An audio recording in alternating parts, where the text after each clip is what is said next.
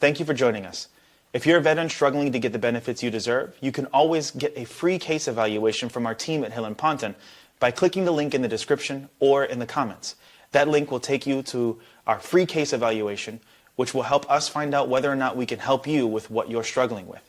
And for those of you here just to ask questions and get them answered, we're going to get to your questions in order that they came in. We use a different software, so if you don't see the question on YouTube, we more than likely will see it on StreamYard, the software that we use to put the questions up on the screen for our attorneys to answer and for you to read. Thank you so much for joining us, and we hope you have a wonderful day. Now it's time for the attorneys to take over and start answering all your questions. Enjoy. Hi, welcome everybody. Ooh, we got an echo there. Do you hear it? I do not hear the echo. Hello? Can you hear me? I can hear you. Okay, sorry about that. Today you've got Kerry Baker and me, Ursula Mecabe, and we're ready to get into it. Sorry we were a little late. Kerry had to take a call for one of our clients to talk to a decision review officer. So here we are. Yeah, they usually don't call twice. Nope, they sure don't. All right, Michelle, I'm guessing Pate or Pate. Thank you for all you do for helping veterans. I have been 20% for 16 years and never filed another claim until this year. I filed my own claim and was rated 100% permanent and total. Thank you for the wealth of info. That is so great to hear. Congratulations. I'm so glad that you were able to get rated 100%. Congrats. Angel Marrero, greetings. I'm sitting at 90% combined and VA just granted 30% IBS. It did not move I'm assuming needle. Other conditions were deferred. Should I expect back pay? Thank you. I'll answer this one, Kerry. You can take the next one. So if adding the 30% didn't move you from 90 to 100, because they're going to move you up in 10% increments, you're not going to get back pay from that first rating decision that you got. However, if you are granted for the other conditions that are deferred and they move the needle enough to get you to 95%, you'll be bumped up to 100, and then you should expect back pay for that additional 10% from those other conditions. So it just really depends on whether or not they're granted, what they're rated at, if they are granted, and whether or not you can expect the back pay.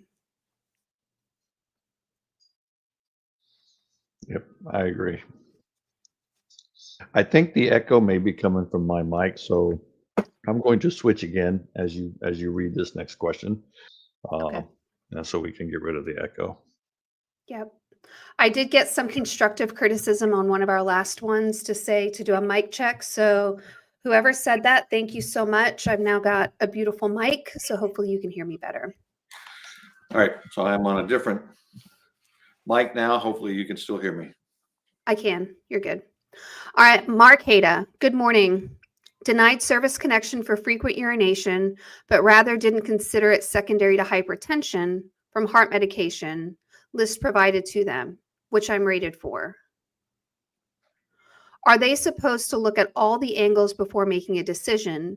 Decision letter stated that I do have the condition, but no evidence for service connection. Also have a private back injury DBQ from my personal physician, but was denied due to IMO saying that I had pre-existing back injury prior to service with no injury or evidence of such. The IMO denied link due to pre-existing condition and examiner minimizing condition, but private DBQ shows injury from service treatment records until today. Is this a benefit of the doubt situation? Thank you. Kerry, you want to take that? And I will try to take that. Nick, can you go back to the first part of that question?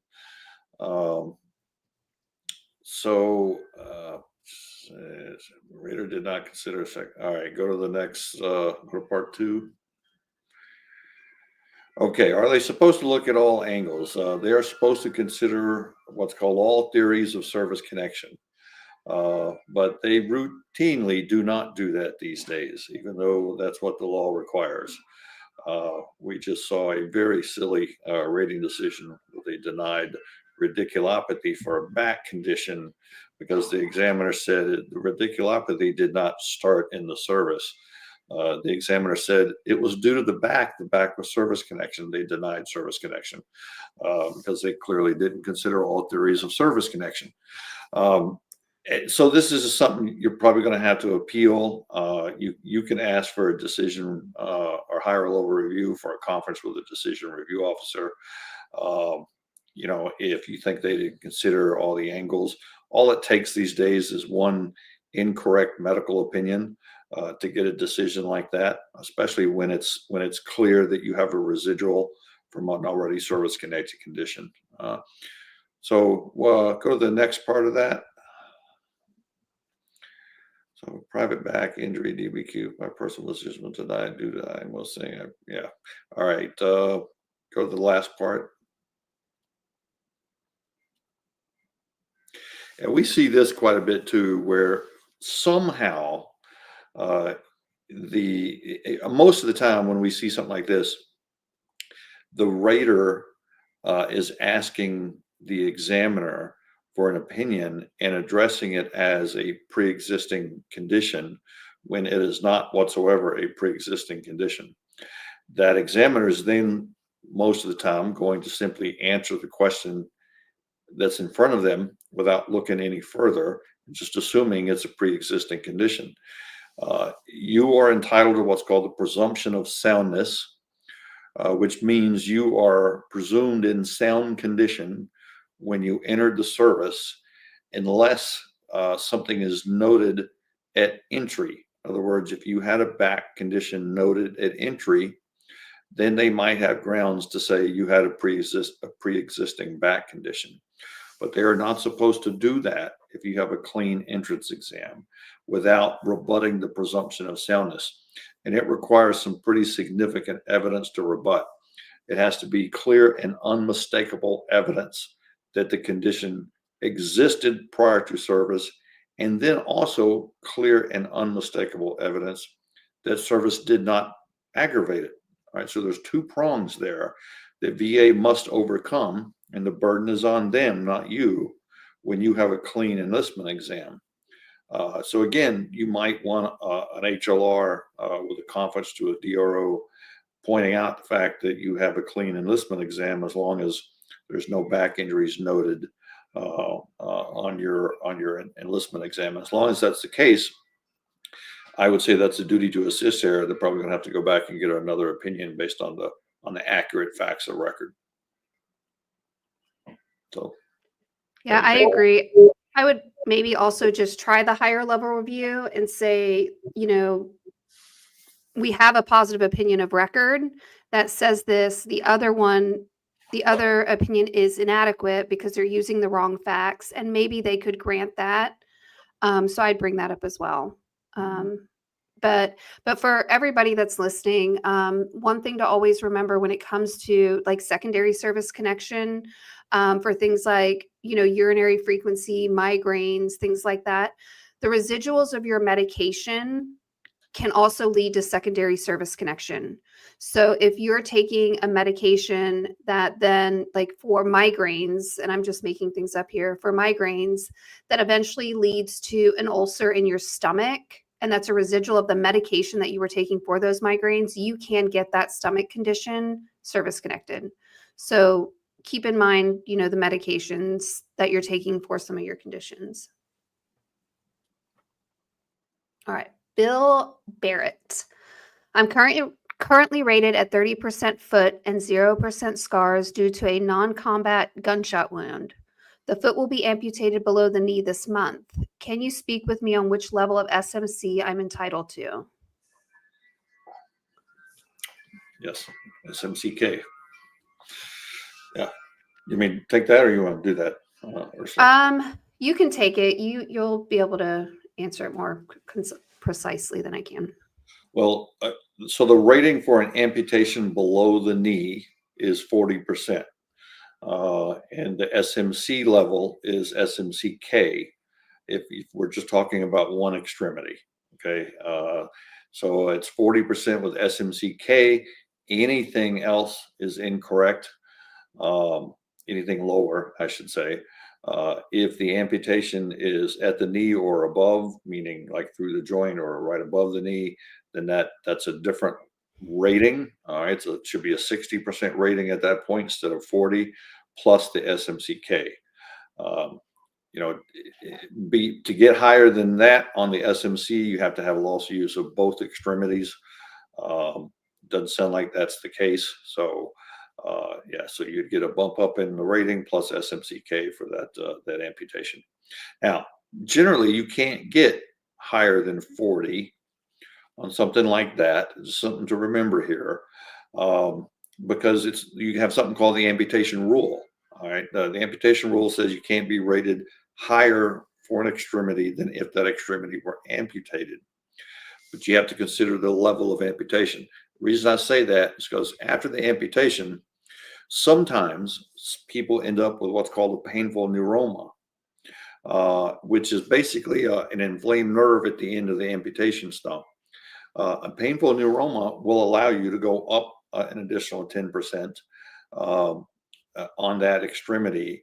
That technically it's sort of exceeding the amputation rule, but it's an exception to the rule.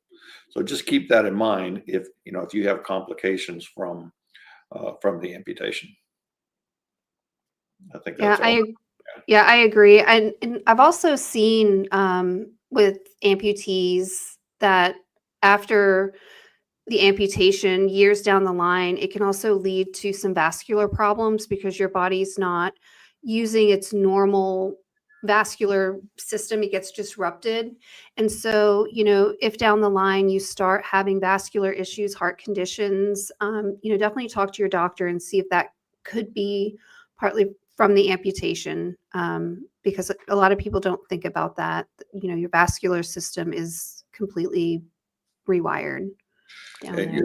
You should also be entitled to the clothing allowance at that point. So Yeah. that's something you can file for.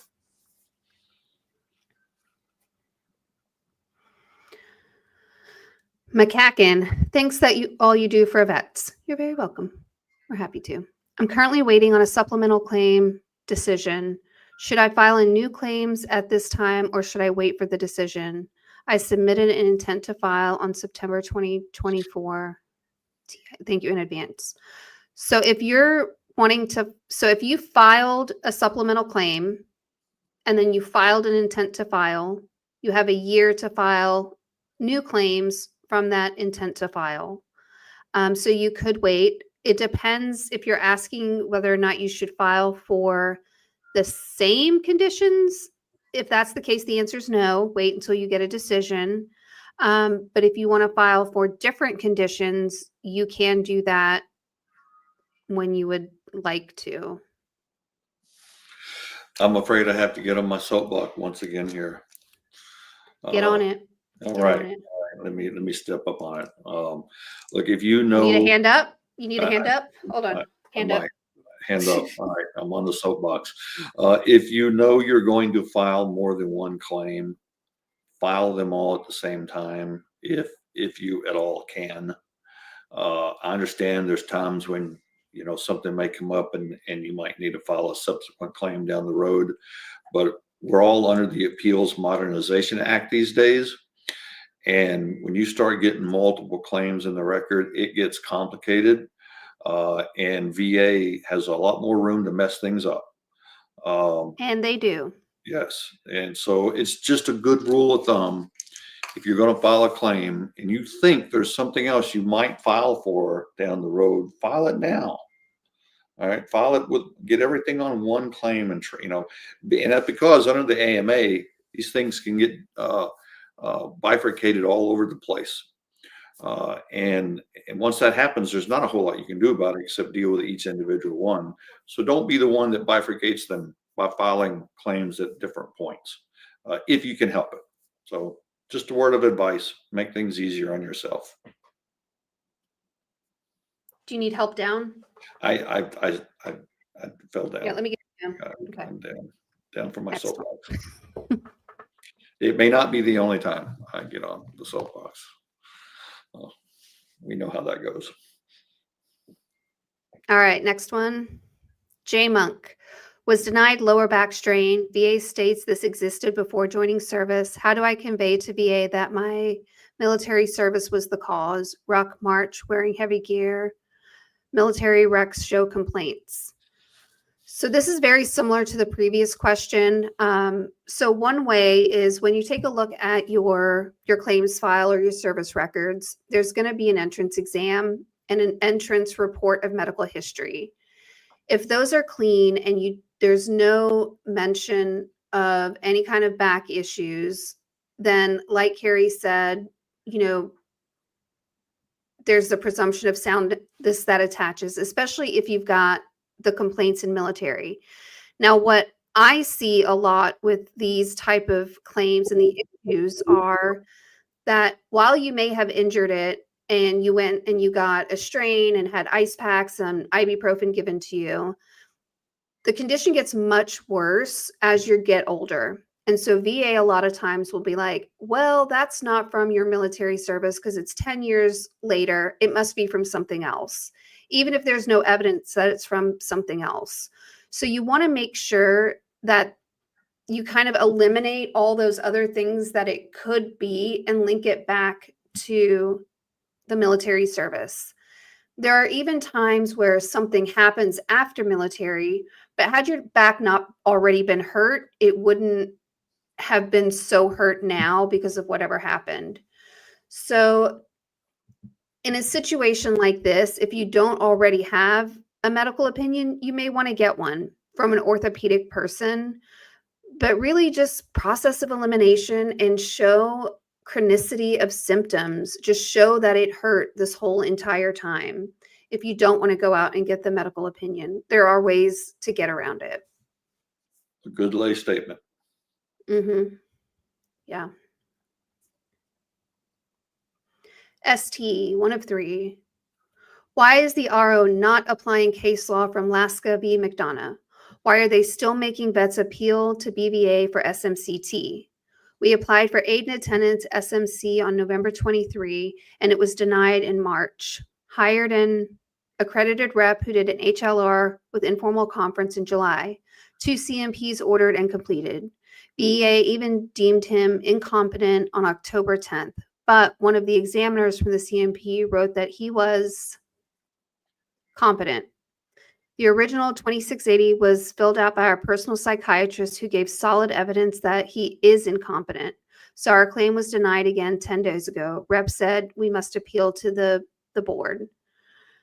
So when new case law comes down, like the one in Laska for the SMCT, it takes a while for those rules to end up in VA's manual. And then they put it in there, and people, like the people who they use this book, it's the M21, and it's what they go by to decide things. I'm also just going to tell you that the regional office doesn't always get it. And something like this, the regional office just isn't going to get it. You can file appeal after appeal, higher level review, supplemental, get as much evidence as you want to in there. There are certain issues that have to go to the board. And I actually think that going to the board with this might be the only way you can go. If you have a rep already, definitely listen to what they're saying. They're your representative. But I agree with your rep saying that it needs to go to the board because the regional office, they're not going to get it. Yeah, you can talk to a lot of first line raters in VA these days and tell them about a court decision, and they're likely to go, "What court?" It's just because case law is out there, it doesn't mean they're going to apply it. What you're talking about, it makes perfect sense in the perfect world. Unfortunately, we're dealing with VA and getting them to award SMCT that pays at the highest rate VA pays. A lot of those raters in the RO are simply afraid to pull that trigger. And They might not even understand it. They don't Yeah. even know what it is. Like, And they don't honestly. understand how to apply case law. So that's what the Board of Veterans Appeals is there for. And sometimes you have to bite the bullet and wait on their decision, unfortunately. Yeah, you may be able to expedite at the board. So you can, well, it's not expediting, it's getting an advancement on the docket, because you are looking, once you go to the board, at a couple of years at minimum, unless you're able to get an advancement on the docket. If he's incompetent in failing health, over the age of 75, severe financial distress, you can file those advancements. I'll be very honest, they're getting very, very particular on what cases they're going to advance. We've seen cases that in our mind absolutely should have been advanced and they've been denied. So that's not always an option. So buckle up and get ready to wait, unfortunately. Sorry. It's the VA, I tell you. The VA used my intent to file date, May 30, 2023 for back pay instead of the PACT Act, August 10, 2022. Should I go higher level review? Well, it depends. It depends. I mean, if, and go ahead and jump in here, Ursula, if you want, but I say it depends because was it a PACT Act presumptive disability? That was granted, or was it not? Because if it's not, then the PACT Act effective dates should only apply to PACT Act presumptives. Even if they developed it in accordance with the PACT Act and it came out to be a grant, if it was not a presumption of service connection, doesn't necessarily mean you get that effective date. Same thing applies if you reverse the roles. Say you had a claim in May of 2021 prior to the PACT Act. What we see a lot is VA saying, oh, we have to limit the effective date to August of 2022 because that's when the PACT Act was passed. Sorry, VA, if it's not a presumption of service connection established under the PACT Act, then it is not limited to the PACT Act effective date. It can go prior, but that works in the opposite way too. If it's not a presumption and your claim is after the PACT Act, they may not have to go back to the PACT Act date. So really, it depends on what disability it was and whether it was a presumption or not. Yeah. So I mean, and the thing is, they're kind of all over the board with those effective dates with the PACT Act. Like Kerry said, when we have things pending, they're using the PACT Act to give us a later effective date because they had to get a TARA. And then we have to come back and go, just because you got a TARA and that's under the PACT Act, that doesn't mean that it's, it's not, the effective date shouldn't be managed by that. So if they developed under the PACT Act for whatever you were service connected for, even if it wasn't a presumptive, you can put that argument forward. It's not a very good one. It's not the best one, especially if you put in an intent to file and it wasn't one of those, but you could go higher level review, but you just may not get it. Now, it could be one other scenario in that case. I don't know when you formalize that claim, but it could be just a mistake on the rater. Say you didn't formalize that claim until after the PACT Act, until after August of 23, more than a year after the PACT Act. Technically, it'd be September 1st of 23. So let's say you didn't finalize that claim until November of 23. There's a chance they could look at that if it's a presumption under the PACT Act and go, oh, well, the formalized claim wasn't until more than a year after the PACT Act. We can't go back. That would be incorrect. The ITF should trigger the PACT Act date in that circumstance. So there's lots of things, like Ursula said, it could be. Give it a shot, though. Yeah. Amici Monroe. Hello. I was recently denied migraines secondary to allergic rhinitis and sinusitis. It was on a higher level review. Excuse me. The examiner said that it was less likely than not, but then said that my migraines were aggravated by both and to my service-connected tinnitus, however you want to say it. The examiner then gave studies that support this, but it was still denied. What is going on here? The VA is going on here. Yay! Yeah, Go ahead, Kerry. World, I know it's the world that doesn't make sense. Up is down and down is up, and and these guys can't spell VA sometimes. You're gonna have to go to the board with that. If those facts are the only facts, and that's what they did, I would say appeal that to the board.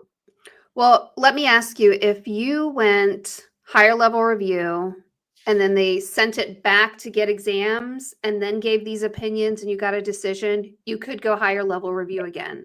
But if they did the exams, you got a denial, and then you went higher level review, you're going to have to take it to the board. We see this. This to me looks like service connection. If that's exactly what the facts are. So yeah, I would. But what's going on here? We see this every single day. We saw it today, literally today. Yeah. City Nights. Can you initiate a CAR within 30 days of a board decision? I'm thinking that CAR, claim accuracy review. If so, what form or procedure should you follow? The answer to that is no, you may not. After a board appeal, if in legacy, the only place you can go is to the CAVC. If it's an AMA, the only thing you can do is file a supplemental claim or go to the CAVC. Now, if you get a board decision and then the regional office implements that board decision and it's an issue of that the board didn't set, like the board grants service connection for PTSD, but then the regional office gives you a rating of 10% and you disagree with that, that you can appeal higher level review. The claims accuracy review is actually something that was kind of like a pilot program a few years ago, and it's still kind of out there, but it is designed for when there are just blatant errors of effective dates. Like, that you filed an intent to file and they gave you the date of the claim a year later. That would be something for a claims accuracy review. It's not like, and I don't even think it matters. They're still just going higher level review with them. That's exactly what that is a higher level review, but you don't have the option for a conference and they don't go any quicker. So yeah, you can't do a CAR with a board decision. Yeah, you can't. You would have to file supplemental or go to the court.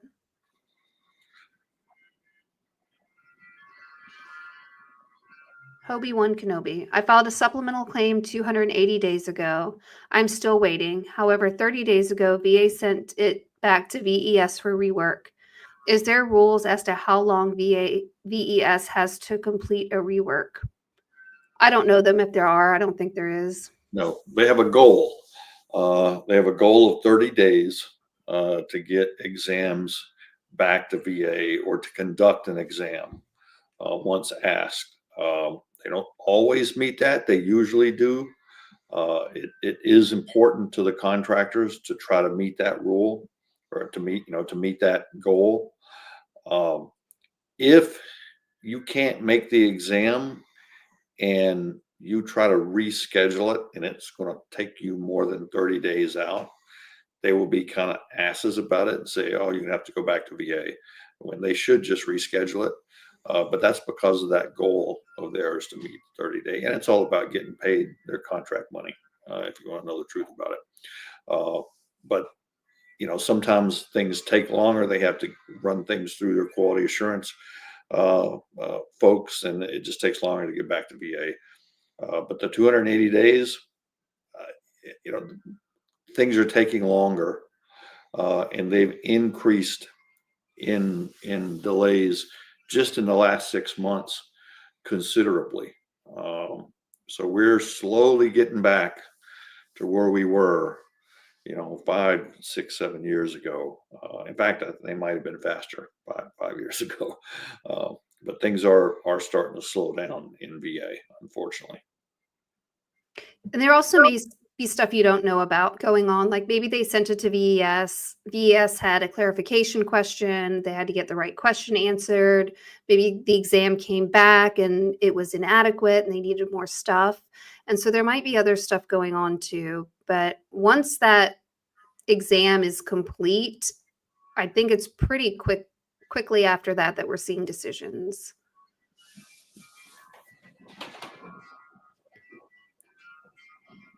Happiness. Just submitted a supplemental claim and helpless child on quick submit with all evidence.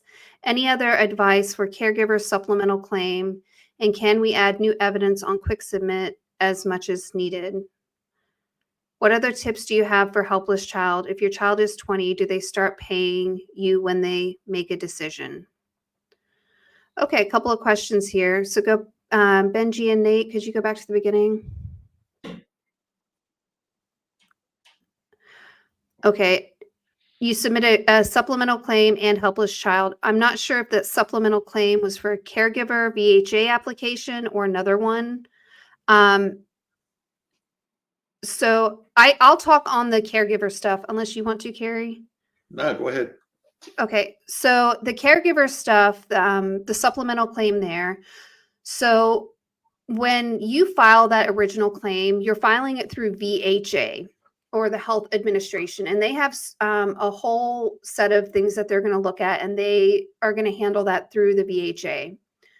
They only look at things that are in your VAMC records on that original time around. So they're going to have an interview with you. They're going to look at your VAMC records and then make a determination.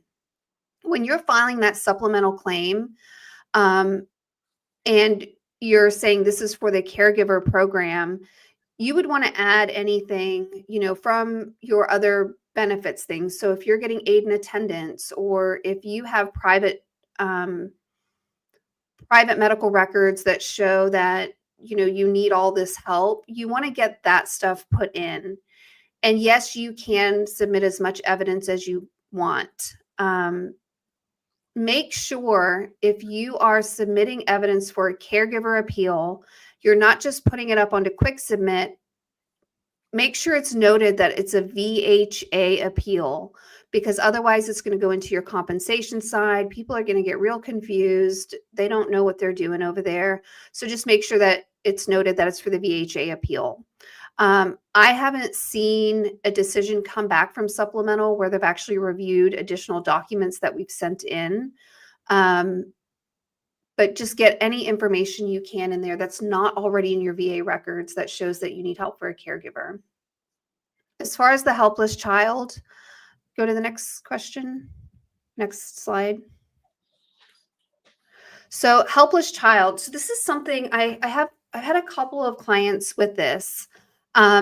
It's essentially, so you can have a dependent child on your award until they're 18 years of age. Unless they're in school, then it can be 23.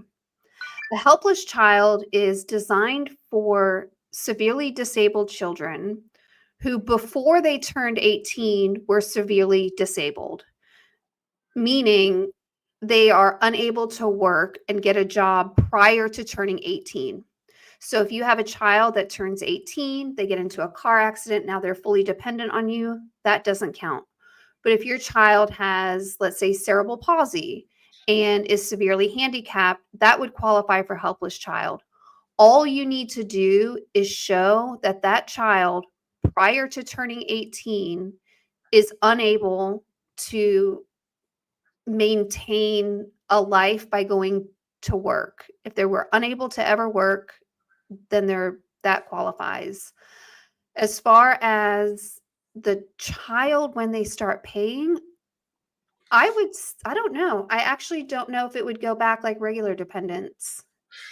I think it goes back to the claim. I guess it sort of depends. If the child's already on your award, they just stay on. So if they were trying to go to school but they just can't do it because they're helpless or whatever, they just stay on your award as long as they grant it. If they've already come off your award, which is likely the case at 18, they would go back on your award from the claim date. Now, if that claim has been pending since they were 18, then it would go back to when they're 18. Otherwise, I think they use the same effective date as the claim, like most other things. Yeah. But the key there, as then Ursula said, is showing that the child is helpless prior to the age of 18. If you can't do that, they will not grant that benefit. All right, Kerry, this one is for you. Do you want to read it? You want me to read it? Hill and Ponton's Q&A on Wednesday, June the 5th, 2024 on YouTube had Agent Kerry Baker stressing that the VA definition for a loss of use is more lenient for the VA automobile allowance grant than for SMCK. This is good news, but unfortunately, we cannot find anything that corroborates this on the internet, and the VA phone reps do not know anything. Please tell us where we can get support info on Mr. Baker's claim and elaborate on this. Also, please know that we and other veterans sincerely appreciate the service and information you provide. So is that not from an individual? It almost sounds like it's a little more formal. I think that was an email to someone. Okay. I'm not sure. Yeah. All right. Well, it would be a little nice to have that in advance. I could give you the citations, but so I'm going to go off memory here. Where that is found is in the statute controlling the issue, not the regulation. Okay, if you go to the statute, and that's why I don't remember it off the top of my head, if it's for the house or the auto, it's one of those two that talks about loss of use, and in that statute it defines loss of use for the purposes of that benefit, and it includes needing help with locomotion, such as crutches, canes, wheelchairs, that type of thing. And that would qualify you for, it's for the house or the car one, yeah, or maybe both. And in the definition for SMC, which is in the regulation at 3.350, it talks about loss of use with no effective remaining function other than that which would be equally well served with a prosthetic. For example, inability to balance and propel when in case of a foot, inability to grasp and manipulate in the case of a hand. Okay, so that's for SMC purposes. But if you need crutches, canes, things like that, that is enough for that ancillary benefit, either the house or the car. So that's specific to that benefit. What you will see when you apply for that benefit, again, the house or the car one, I think Ursula's trying to look it up. I think 2101 is one of the statutes. I don't remember. It's 3902. 3902. Okay. Mhm. 2101 And is- USD. Yeah, USD, not the CFR. And So it talks about, just ankylosis of one or both knees or the hips, stuff like that. I can try to look it up as Ursula's answering another question here, and I'll do that. Can't guarantee I can find it in time, but Yeah, what look at 3902 because it kind of talks about some of the conditions, but it could be something else. That was just a quick search. Yeah, what you will see VA do is when you apply for that benefit, not SMC, okay, but the house or the car one, they'll say, well, you don't have loss of use, and they will apply the loss of use criteria for SMC and deny the house or the car. I mean, the housing adaptation grant, the house grant, the car grant, put it shortly. And that's why I say there's two different criteria. The criteria for the ancillary benefit is not as stringent as the criteria for SMC purposes. So that's what I mean. And I will see if I can find that here. I'll let Ursula answer a few more questions, and I'll get out my reading glasses and take a look. I have a book. I have the internet. The book stays by my side. Yes, when I sleep and as I wake, and all the times it should not be there.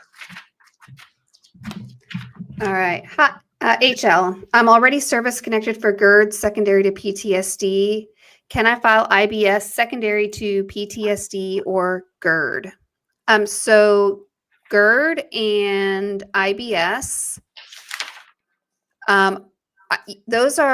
there's some ratings that you can't be rated for both of them. Kerry, GERD and IBS is one of those, correct? That is correct, yes. Correct, yeah. So there's this thing called pyramiding. So you can file and you could get service connected for it, but you're not going to get rated any higher for it. Sharon Johnson, cohort. My husband recently passed away. He was rated TDIU. Am I entitled to any of his VA benefits? First of all, I'm really sorry about your loss. While you may not be entitled to his benefits as far as his compensation that was coming in, you may be eligible for DIC, which is surviving benefits. And if he had claims pending, you could be entitled to getting some of the money of those pending claims. So, what you'd want to do is file for the DIC benefit. If you think that his death was related to his military service or the things that he was service connected for. There are a lot of benefits that are available to eligible surviving spouses that are more than just the compensation that you get in if you're able to get his cause of death service connected. So you won't get his benefits, but there are benefits that you might be eligible for. Did you find it? I did. He found it. So this is at 2101. That's what I was thinking. It's for the acquisition and adaptation of housing. So this is the housing benefit, not the auto. I think the question was automobile. So if I got automobile mixed up with house, I apologize for that. I would make the argument that if you're going for loss of use because you're going for the automobile because of loss of use, I would make the same argument that it's defined for purposes of this. You may win that, you may not. I would make the argument. But so it says acquisition and adaptation of housing, and it talks about what they'll do for housing adaptation, and it talks about various criteria. And in A2B,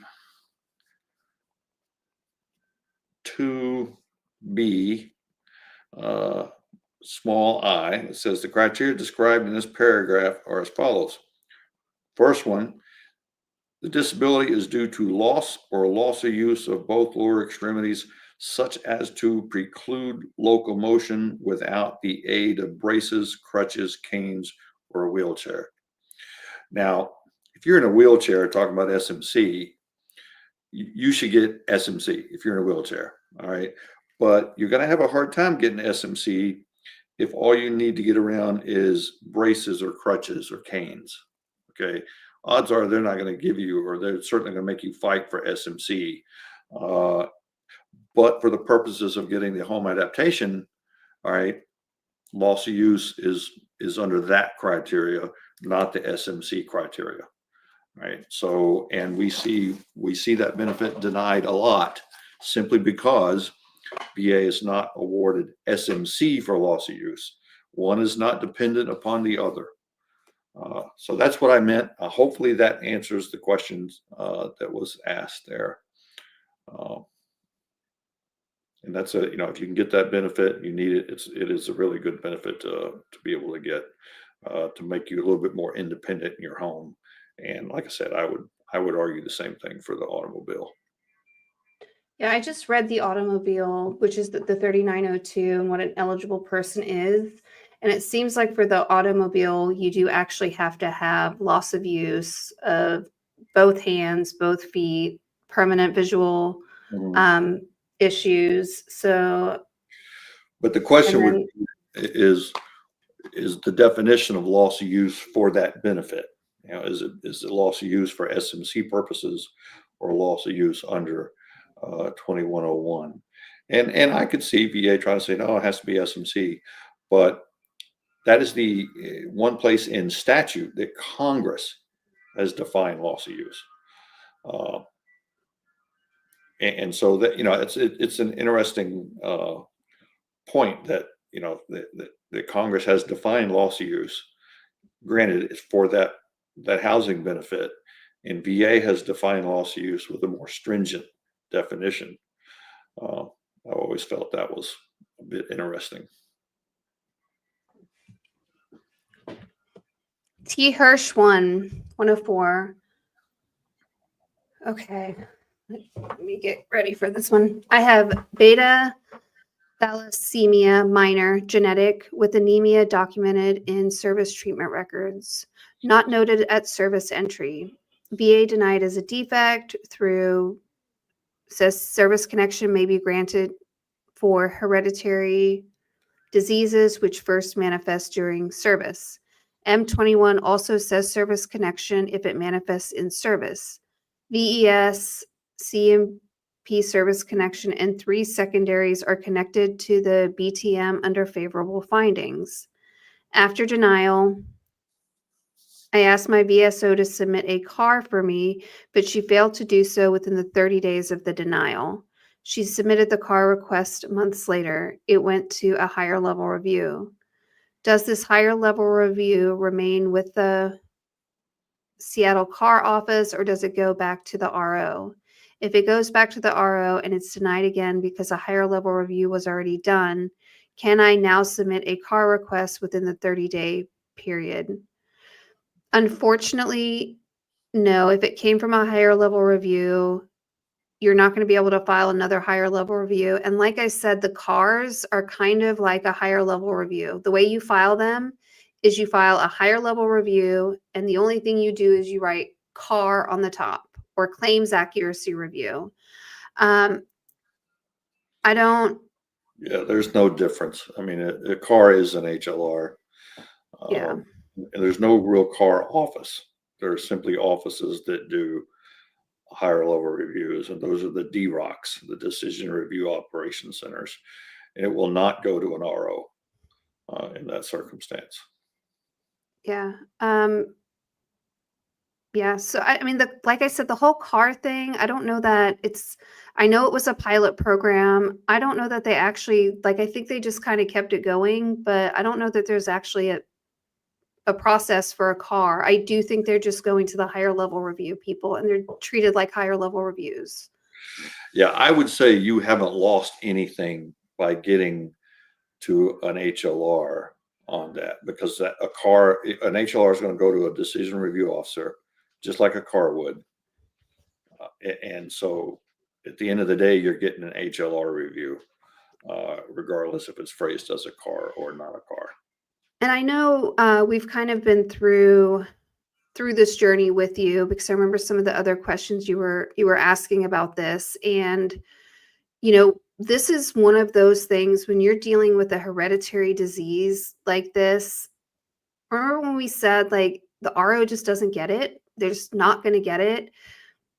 You're likely looking at this being one of those situations where they're just not going to get it. And it's going to take a really good argument to the board to get something to happen with it.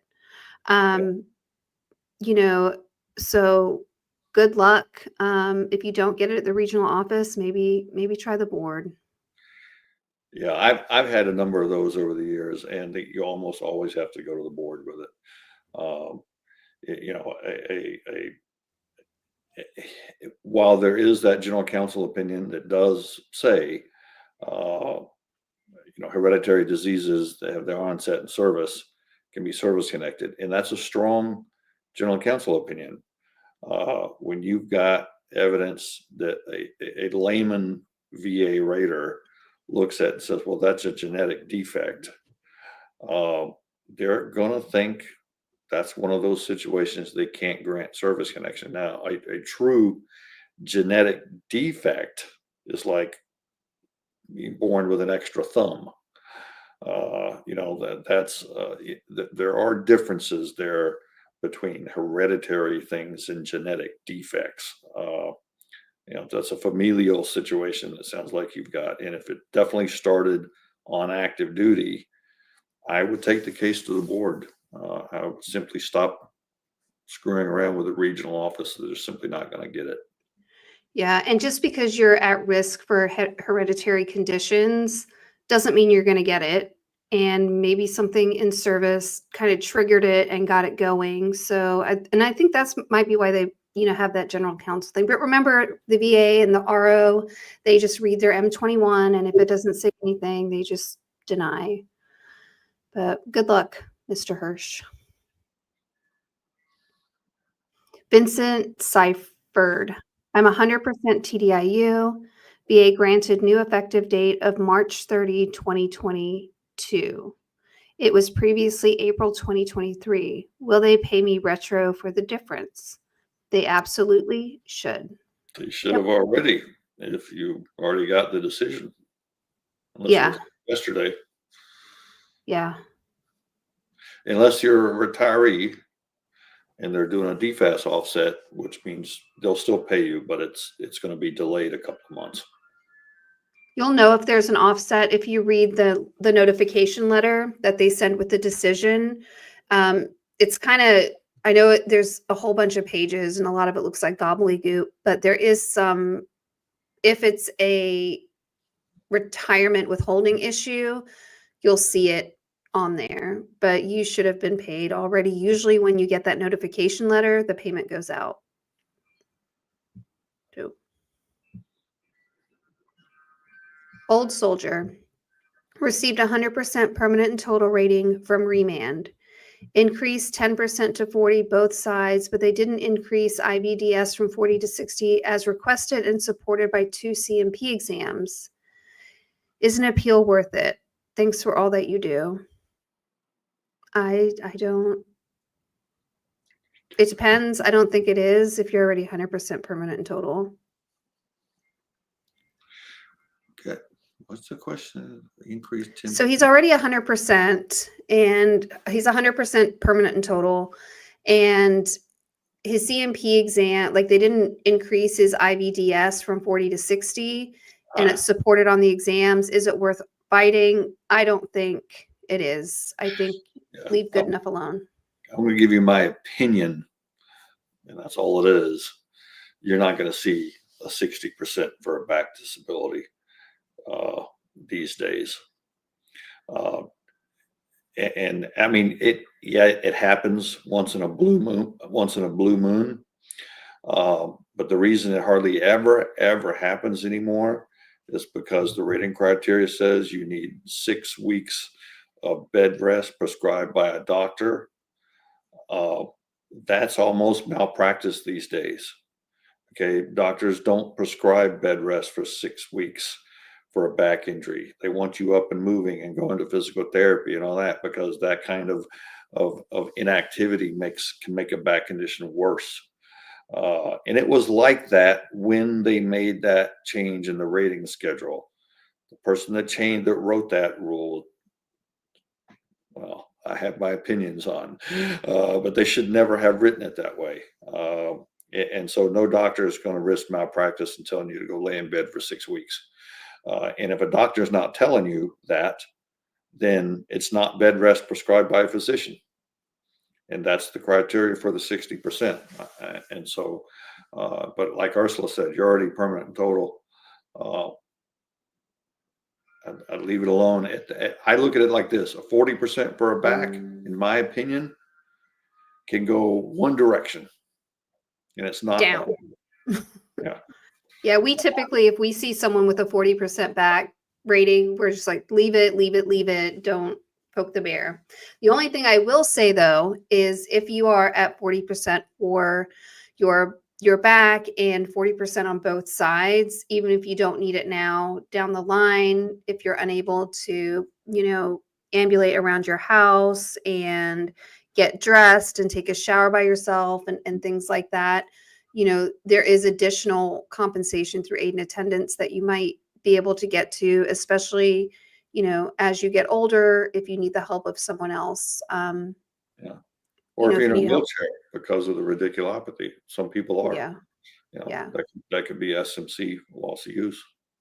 Yeah. So while an appeal may not be worth, you could appeal that and say, failure to consider aid and attendance. But if you haven't filed the form, you're not really looking at it. But that could be an option for you if you're that highly rated for your back and your legs. All right. We're going to do this one and then one more question. Okay, Benji and Nate. I submitted a VA 4138 stating my findings before I get the decision. What follows? So I'm guessing you filed a claim. You put in a 4138, kind of like a statement. What follows? They're either going to order exams or you're going to get a decision. Only if you're in, I don't really know what you're asking. No, I'm not sure what that means. Stating my findings. What are your findings? Yeah.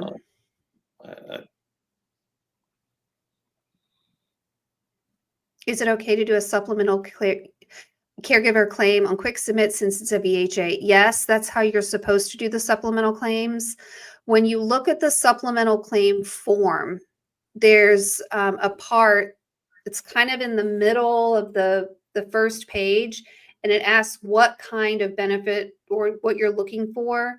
There's benefits. One of those boxes says VHA or Veterans Health Associate. Make sure you click that. And I would put a letter on the front of it that says VHA appeal. Make it just be known. But yes, you can go to quick submit. Now, look, I tell people this too. We don't do a lot of caregiver stuff, and so I'm a little hesitant there. But if you're going to the VA Medical Center a lot, you can always do it there in person as well. If you're there already getting treatment or something, I think it's the patient advocate's office. Is that right, Ursula? You can start there and file an application. So you have to file an application, and it's you and it's a whole process. Yeah. You have to file a joint application. And they only recently allowed for supplemental claims. And I think that they started the supplemental claim thing because the courts recently said that you could get attorneys to help you with these claims. And I think that's how they, by doing quick submit, attorneys can kind of file the appeal so that they can get paid, blah, blah, blah, blah, blah. Filing a supplemental claim is exactly the same as filing a VHA review without going through the supplemental claim thing. And it's so messy. It's so messy. Yeah, it sounds like they want to track it just like the rest of the AMA stuff. Right. All right. Well, guys, thank you so much. I hope you guys had a wonderful Thanksgiving and are gearing up for the holidays that are coming up. We may not see you. We might. Depends if Nate wants us to come back. So Nate always wants us to come back. He does. Let Nate know if you want to see us again. If not, have a wonderful end of the year and Christmas and whatever holiday it is that you celebrate. And we appreciate all of you. Thanks. See you guys later.